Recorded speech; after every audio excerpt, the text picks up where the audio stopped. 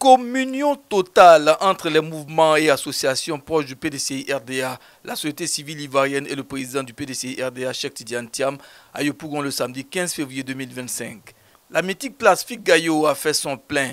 Plusieurs milliers de personnes, membres des mouvements et associations de la société civile et les militants du PDCI-RDA ont répondu massivement à l'appel du président du parti pour ce giga-meeting. Ce grand rassemblement initié par William Aldo Etienne, coordinateur général du mouvement Une autre Côte d'Ivoire est possible, par ailleurs secrétaire exécutif du PDCI-RDA chargé de la société civile, a vu la participation, outre des membres de la haute direction du PDCI-RDA, des élus et cadres du parti, des personnalités emblématiques de la société civile ivoirienne. Plus d'une centaine de mouvements et associations proches du PDCI-RDA ainsi que la société civile adhèrent à la vision du président du PDCI-RDA, faire la politique autrement pour un ancrage de la Côte d'Ivoire dans une démocratie moderne, respectueuse des libertés individuelles et du sens de la responsabilité. À travers donc cette mobilisation grandiose, c'est un pacte de confiance qui a été scellé entre celui qui incarne désormais le renouveau politique dans le paysage politique ivoirien, l'intrépide, le bouillonnant, le vaillant président du PDCI-RDA, le président Cheikh Tidiane Thiam. Ouvrant la série des allocutions, Dr Efrazi Nguessan Liliane, député de Yopougon, a salué la mobilisation des Ivoiriens à Yopougon, cité cosmopolite, dont la diversité culturelle représente une force selon l'oratrice.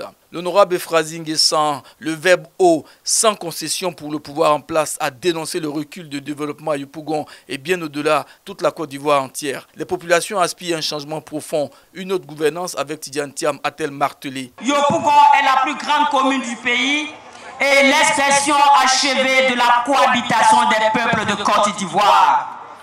Cette diversité culturelle est une source d'enrichissement et de beauté pour notre commune. Et comme disait Amadou Ampateba, la beauté d'un tapis provient de la diversité de ses couleurs. Mais malheureusement, oui, Monsieur le Président, malheureusement, cette commune a perdu de son lustre d'antan. Et les maux dont elle souffre s'appellent manque d'infrastructures sanitaires. Le seul CHU de la commune est encore en réfaction. La cherté de la vie, avec des familles qui ne peuvent pas s'offrir un seul repas par jour. Oui, Monsieur le Président, une jeunesse sans repère est confrontée aux problèmes d'employabilité par la faute d'un système éducatif aux abois. Un déguerpissement tous azimuts des populations sans tenir compte de la précarité de leurs conditions de vie. Bref, Monsieur le Président, cette commune va très mal. Et aujourd'hui, la preuve est là, devant vous. Ce peuple rassemblé sur cette place Figues-Gaillot n'est pas venu en villégiature. Il est présent devant vous pour vous traduire son ressenti face à une Côte d'Ivoire qui va à volo. L'organisation de cette cérémonie par la société civile n'est donc pas anodine. Elle traduit une aspiration profonde, celle d'un peuple en quête d'un leader nouveau et éclairé. Et vous l'êtes, Monsieur le Président. Décontenancée par les propos ivoiritaires d'une totale irresponsabilité d'un ministre de la République qu'elle a condamné avec la vive énergie, l'honorable Nguessan Efrazi invite les Ivoiriens à ne pas tomber dans la manipulation. Monsieur le Président, vous êtes donc sur le bon chemin et nous voulons vous encourager à avancer en faisant fi des paroles haineuses distillées ces derniers temps par des pseudo-intellectuels vides de toute substance et manipulés à coups de billets des banques. Monsieur le Président, permettez que j'aborde un deuxième sujet que je ne saurais laisser sous silence. Il s'agit de certains propos tenus à votre endroit et venant malheureusement de certains hauts responsables de notre gouvernement relativement à votre nationalité. Sachez que vous êtes en face de personnes de mauvaise foi qui, après avoir maintenu 15 ans les Ivoiriens dans la misère, n'ont plus d'arguments face au verdict de la population qui s'annonce le 30 octobre 2025. Alors, comme des naufragés en haute mer, tout est pour eux une bouée de sauvetage. Mais sachez, Monsieur le Président, que cette forfaiture ne passera pas, car les Ivoiriens ne sont pas dupes. Et cette fois-ci, ils ne tomberont pas dans cette manipulation grossière. Regardez vous-même. Une autre dénonciation de la gouvernance du parti au pouvoir, celle de William Aldo Etienne, initiateur de ce giga-meeting pour qui le RHDP a échoué. Et un appel à un nouveau pacte social, un contrat social, un pacte de confiance avec le président Tidiane Thiam. Nous sommes ici réunis parce que notre pays traverse une crise profonde que certains tentent maladroitement de maquiller par des artifices dont les prétendus succès n'existent que dans leur esprit mercantile. L'état des lieux est sans appel. Une gouvernance chaotique, marquée par des promesses non tenues, des finances publiques dévoyées, une corruption endémique et un peuple abandonné à lui-même. Nos institutions faiblissent, la confiance s'effrite et l'ombre de la division sociale menace notre unité chèrement acquise. Ce désordre, mes chers compatriotes, n'est pas une fatalité. Il est temps de rompre avec les échecs du passé. Tout comme Félix Houphouët-Boigny nous a libérés des chaînes de la colonisation, nous devons aujourd'hui nous affranchir des pratiques qui étouffent notre nation. Pour cela, il nous faut un nouveau pacte, un pacte de confiance entre le peuple et un leadership intègre, compétent, visionnaire qu'incarne le président Cheikh Tidiane Thiam. L'idée d'un nouveau contrat social émerge, où les citoyens ne sont plus de simples sujets, mais des acteurs à part entière, contribuant activement à la construction d'un avenir meilleur.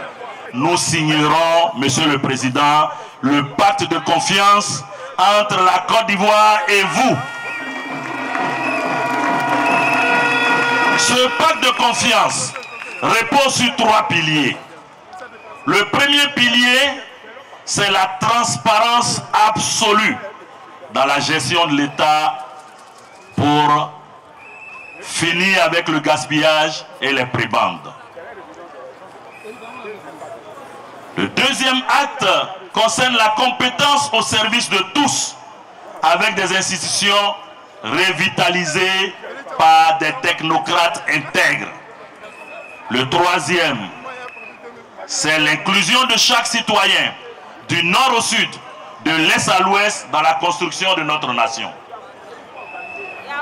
Président Tidiane Thiam, vous incarnez toutes ces promesses. Entre autres exigences de la société civile, la reprise de la révision de la liste électorale en vue de permettre au plus grand nombre d'Ivoiriens de participer massivement à l'élection présidentielle d'octobre 2025. Au nom de la société civile, Ibrahim Yao, président de la plateforme pour l'engagement citoyen de Côte d'Ivoire, PECSI, a insisté sur le caractère impérieux d'une révision de la liste électorale avant les élections d'octobre, une des conditionnalités pour des élections libres, ouvertes, inclusives et participatives. La fraude électorale ne passera pas ici en Côte d'Ivoire. Oui, les Ivoiriens veulent voir clair dans cette élection du 31 octobre 2025. Et nous devons tout mettre en œuvre pour protéger les voix des électeurs qui sortiront des urnes au soir du 31 octobre 2025. 2025 est une année de tous les défis. Une année où la jeunesse ivoirienne doit ouvrir grandement les yeux sur les programmes de société des candidats déclarés officiellement au présidentiel d'octobre 2025 avant d'opérer leur choix. Nous n'avons pas droit à l'erreur, mesdames et messieurs, chers frères jeunes. Oui, nous n'avons pas droit à l'erreur. Alors, nous devons mettre tout en œuvre pour que ces élections restent dans l'histoire comme la plus démocratique, apaisée, transparente, crédible et inclusive, qui ne souffriront d'aucune contestation des résultats qui sortiront des urnes au soir du 31 octobre 2025. Mais, je dis bien mais, pour y arriver, nous avons 5 grands combats à mener. Le premier combat, la société civile ivoirienne, dans toute sa composante, je reprends, la société civile ivoirienne, dans toute sa composante, doit exiger que l'opération de révision de la liste électorale se fasse avant les présidentielles d'octobre 2025 pour permettre à ces milliers d'Ivoiriens qui ont fait mains et pieds au cours de la dernière opération de 2024 pour avoir leurs documents tels que les extraits de naissance, certificat de nationalité ou carte nationale d'identité, mais qui malheureusement n'ont pu s'inscrire sur la liste à cause du délai très court qui avait été imposé par la même commission dite indépendante. Quel intérêt M. Ibrahim Koulibaly Kubilier a-t-il à s'opposer à cette période sensible de l'histoire de notre beau pays à l'inscription sur la liste électorale de ces nombreux Ivoiriens qui désirent prendre une part active aux futures échéances présidentielles d'octobre 2025 pour choisir librement leur futur président de la République? Première question. Deuxième question. Si M. Ibrahim Koulibaly Kubilier et son bureau avouent leur incapacité, je dis bien, si M. Koulibaly Kubilier et son bureau avouent leur incapacité à organiser la dite opération avant les échéances présidentielles d'octobre 2025, alors nous devons tous, ensemble, demander leur démission immédiate. Bâtir une Côte d'Ivoire plus juste, plus inclusive avec le président Tidiane Thiam. Les personnes en situation de handicap y croient. Ils ont donc réaffirmé leur adhésion à la vision politique du président du PDCI-RDA. Personnes en situation de handicap comme moi, à travers la Côte d'Ivoire, avec une conviction profonde, celle de bâtir avec le président Tidiane Thiam une Côte d'Ivoire plus juste, plus inclusive, où chaque citoyen, quelles que soient ses capacités physiques ou mentales, peut contribuer pleinement au développement de notre beau pays. Le choix de la commune de Yopougon pour abriter ce grand rassemblement des Ivoiriens revêt de tout un symbole, selon le président Cheikh Tidiane Thiam, heureux de cette belle mobilisation. Le choix de Yopougon pour abriter mon premier meeting à Abidjan n'est pas fortuit. Non seulement Yopougon est la plus grande commune de Côte d'Ivoire, mais Yopougon, c'est la Côte d'Ivoire en miniature. Donc notre rencontre n'est pas seulement ma rencontre avec Yopougon, c'est ma rencontre avec la Côte d'Ivoire tout entière, et aucun lieu ne symbolise mieux notre pays dans toute sa diversité que Yopougon. Chaque Ivoirien a des parents à Yopougon. Yopougon est donc le baromètre de nos joies, mais aussi de nos peines, et le baromètre de nos aspirations. Notre rassemblement de ce jour est une marque de la confiance des Ivoiriens en notre capacité à incarner l'espoir, le rassemblement de tous les Ivoiriens et l'unité de notre nation pour le changement. L'unité, l'union est le premier mot de la devise que le président Félix Houphouët-Boigny, père son âme, a donnée à notre pays. Union, discipline, travail. L'union est la base sur laquelle nous devons bâtir une nation forte et solidaire.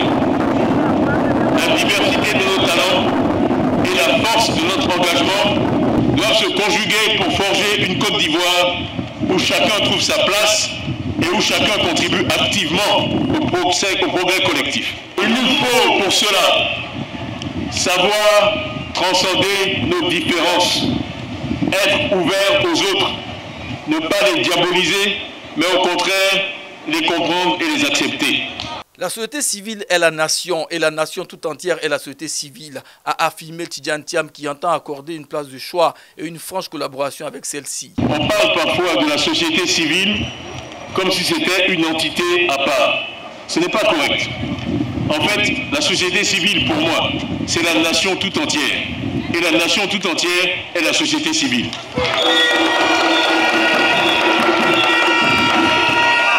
Les deux sont indissociables et consubstantiels. J'ai toujours placé la collaboration avec la société civile au cœur de mes priorités. Vous êtes le peuple et vous êtes la voix du peuple, les sentinelles de nos libertés et les artisans du progrès social.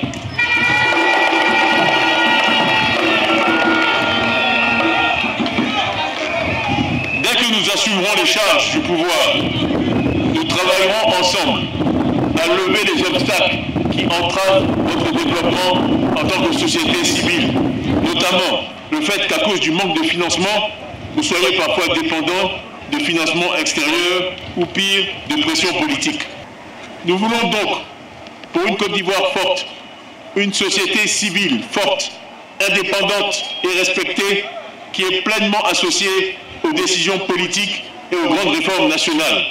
Chers amis des associations et mouvements tiamistes, vous avez fait le bon choix en décidant d'apporter votre soutien à ma modeste personne. Le PDCI-RDA ne cédera point sur les questions électorales, a insisté le président Cheikh Tidiane Thiam, qui a démonté les arguments brandis par le président de la commission électorale indépendante CEI pour justifier la non-organisation de la révision de la liste électorale avant les élections d'octobre 2025. Ensemble, dans quelques mois, nous lancerons des réformes audacieuses qui profiteront à tous les Ivoiriens. Mais pour que cela se réalise, il nous faut d'abord travailler pour une élection transparente et crédible. Il faut que cette fois, les résultats annoncés reflètent réellement le vote des Ivoiriennes et des Ivoiriens tel qu'exprimé dans le secret de l'isoloir. Il faut que notre vote, votre vote, soit respecté en octobre 2025. Nous arriverons à cela par une présence active et vigilante à tous les stades du processus, jusqu'à la proclamation des résultats que nous réclamons en public, en temps réel et bureau de vote par bureau de vote. Si le match est transparent et si l'arbitre ne marque pas de but, on va gagner. Nous exigeons, et ce conformément aux lois de notre République, que les Ivoiriens puissent continuer à s'inscrire sur la liste électorale avant l'élection d'octobre 2025, afin de permettre à tous ceux qui le désirent de voter. Je vais rentrer dans quelques détails techniques, mais c'est important. Vous savez, je fais ça de temps en temps. Cette opération peut se faire en février-mars. Le fait que les partis politiques aient demandé, après 2020, que les parrainages se fassent sur la base de la liste définitive n'est pas un obstacle. Tous les partis, au premier rang desquels le PDCI, sont prêts à travailler pour les parrainages sur la base d'une liste provisoire, ce qui permettra de tenir le calendrier. L'excuse des parrainages avancée par la CEI ne résiste pas à l'analyse, car selon nos informations, la différence entre la liste définitive et la liste provisoire est inférieure à 1%.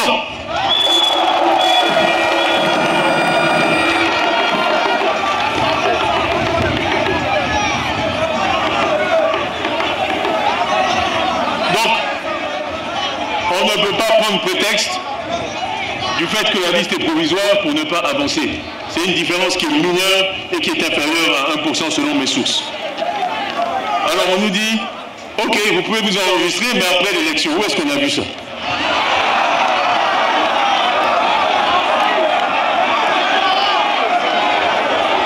Vous pouvez, en d'autres termes, comme je vois que vous aimez le foot, vous pouvez marquer des buts, mais après la fin du match.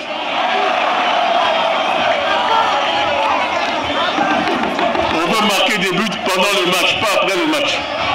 Le président Tidiane Thiam croit savoir que la détermination et la mobilisation des Ivoiriens restent la clé de l'alternance démocratique souhaitée de tous. Les mouvements et associations et la société civile se sont engagés dans la paix à rester mobilisés jusqu'à la victoire du président Tidiane Thiam au soir du 25 octobre 2025.